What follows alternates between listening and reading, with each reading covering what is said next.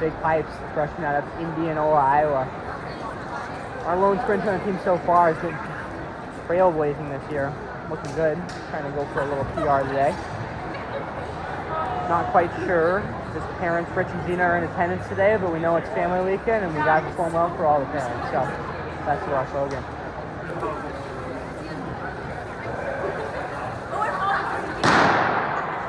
We're out of the blocks cleanly into the first of the men's 400-meter dash.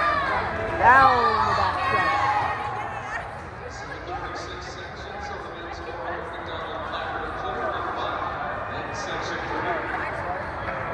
Turning in around third place.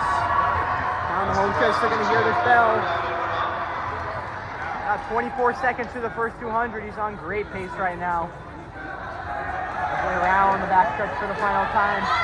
Get up there, Logan. Let's go, Logan.